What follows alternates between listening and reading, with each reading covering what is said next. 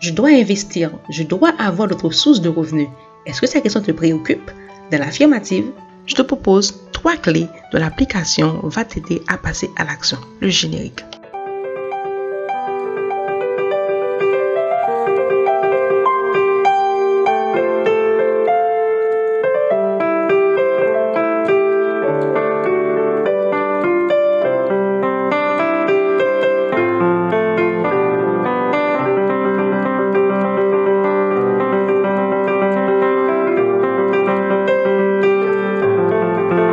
Bonjour et bienvenue sur la chaîne Fan Business. Ici, sur cette chaîne, je te parle de toi, de ton projet, de ton business et de tout ce qui a trait à ton bonheur.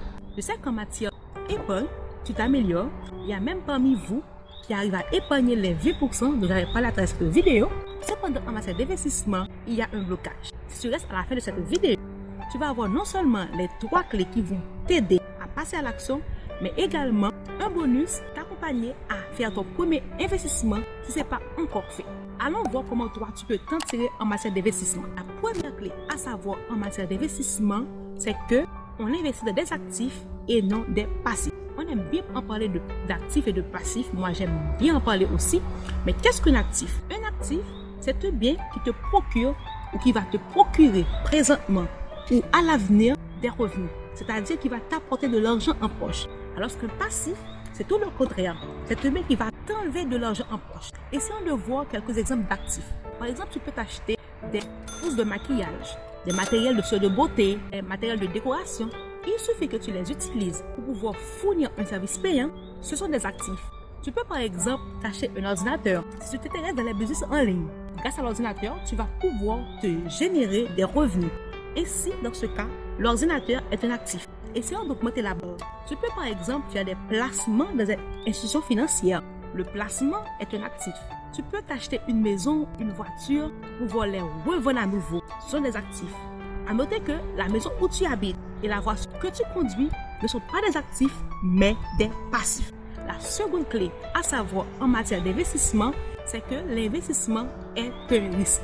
Alors, pourquoi investir si l'investissement est un risque? En sachant que c'est un risque, cela va t'aider à minimiser les risques. En réfléchissant dans quel secteur que tu vas mettre ton argent, en réfléchissant sur la qualité et la durabilité du bien dans lequel que tu vas placer ton argent, cela te permet aussi de réfléchir comment l'entreprise où je vais placer mon argent va pouvoir me générer mon retour sur mon investissement. Il suffit que tu saches comment ces retours vont être faits, tu peux investir. La troisième clé, c'est de t'arrêter de procrastiner et de passer à l'action. Il y a l'auteur Ralph Emerson Waldo qui a dit « Fais ce que tu as peur et la mort de cette peur sera certaine ». Alors c'est une citation en anglais que j'ai traduit en français. La Bible aussi en parle. La Bible en parle même de ce qui est réservé à ceux qui n'investissent jamais. Alors, je vais te conseiller aujourd'hui de ne pas juste avoir l'envie d'investir, d'avoir d'autres sources de revenus, mais de passer à l'action. Car si tu ne le fais pas, personne autre ne le fera à ta place. Alors tu viens d'apprendre les 3 clés brièvement qui vont t'aider à investir. La première clé, tu dois savoir que l'investissement se fait dans des actifs. La seconde, c'est que l'investissement est un risque. Et la troisième chose, c'est que tu dois arrêter de procrastiner. Il suffit que tu aies les informations, il faut investir. Comme promis, voici le bonus. À la description de cette vidéo, je vais mettre un lien d'une entreprise qui fait des retours sur investissement.